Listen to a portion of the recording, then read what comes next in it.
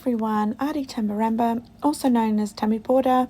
Thanks so much for stopping by my YouTube channel. Today, as I create this cute little art journal page using lots of art by Marlene, and it's all about sort of flowers and colour washing down on you.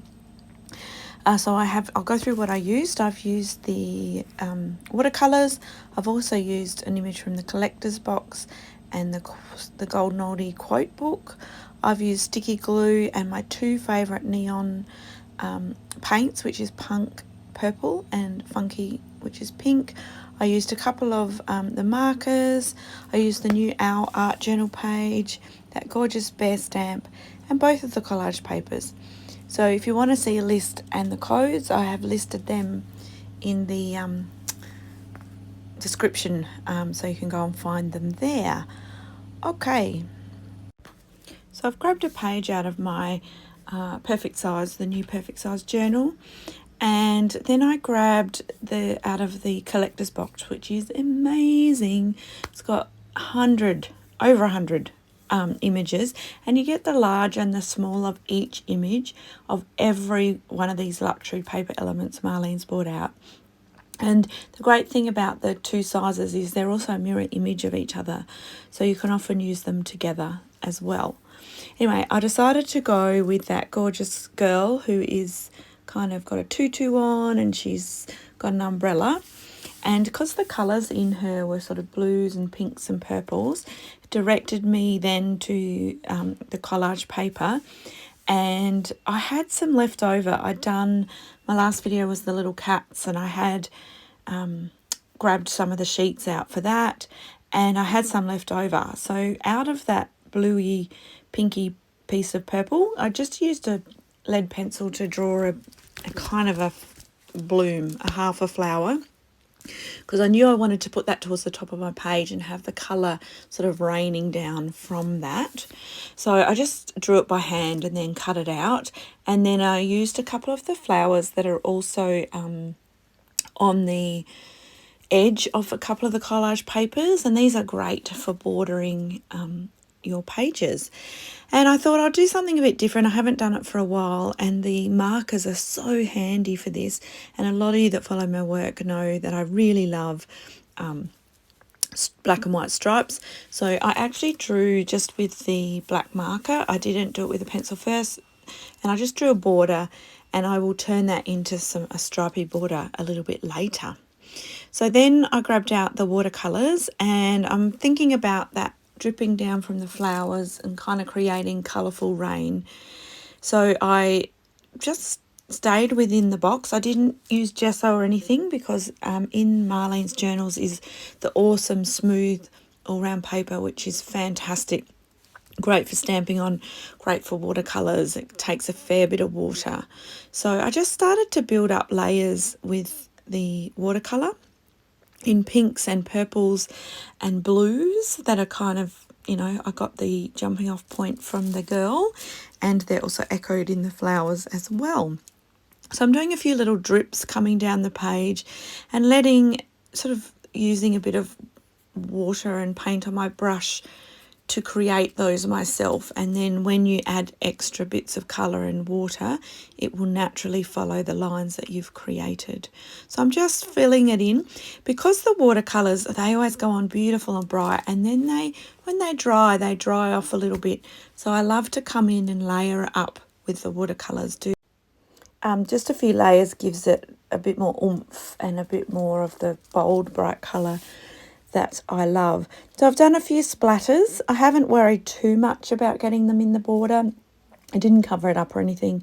I just tried to focus, and I am just I just laid down that large flower and making sure I'm kind of happy filling in a little bit of colour around sort of the areas that you can see through the flower. And I let that large flower hang off the edge of the page.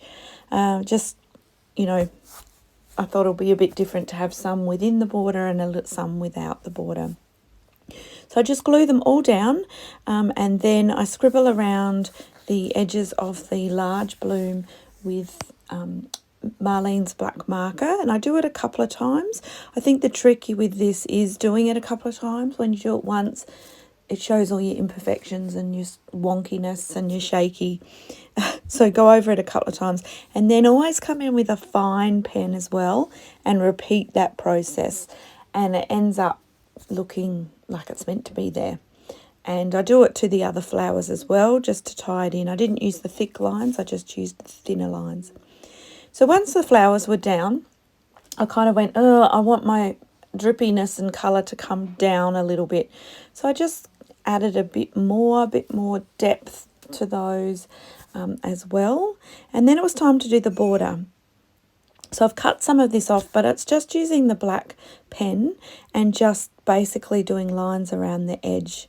And it looks really, I really like it, the contrast of the colour with the black and white border.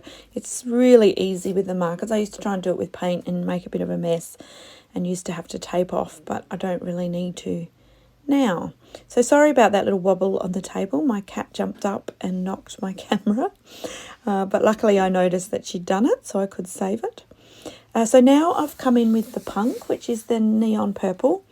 And don't be afraid when you're using watercolour in your background to add acrylic over the top as well in places, because it will just add to that layering effect. So I'm just coming in, that punk looks amazing with pinks and blues and purples. It just sits on the surface and doesn't cover up what you already have there, but it just gives a bit of oomph. So I'm adding that here and there. And then I also come in with the funky, which is the hot pink, and do the same thing. Just little bits and pieces. I put a little bit up in the actual big flowers just to oomph them up as well. And you can see that around the girl I started to create some puddles around her in the same kind of colours. So now I stick down the girl onto the page, and I was really going to give her black and white striped tights to go with the border. But it actually looks okay there on the camera, but it kind of, the white looked very blobby. So I ended up going over it with purple, and it's actually really hard. For some reason, my camera does not like picking up the colour purple, and it's just really hard to see. But she has purple and black striped tights now.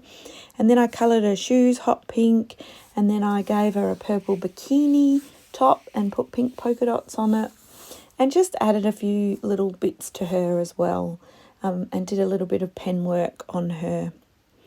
I didn't end up using a Stabilo all to shadow her, but I just used a pen to go around some of the edges. Okay, so now I grab that bear stamp, that new one, which I love, and I'm actually using, first of all, I use the polka dots that are in there, and I put a little bit on the actual flat flower that I drew and cut out myself, and then I put a little bit towards the top of the rain, and just so it's coming down a little bit. I try not to put too much in the white space. And then I think my favourite stamp of all time, and that's a big statement of Marlene's, is that one from that bear stamp that says artist, creative, stamper, dreamer, designer, illustrator. And I love that. It's just a bit of text and it's got some spots in it as well. And I just repeatedly stamped that in that top part of the rain. And I did a little bit along the bottom as well. And I love, I stamped over and over. So some of it you can read and some of it you can't, but that doesn't matter. And then I grabbed a quote. So this quote I used, you may paint over me, but I will still be here.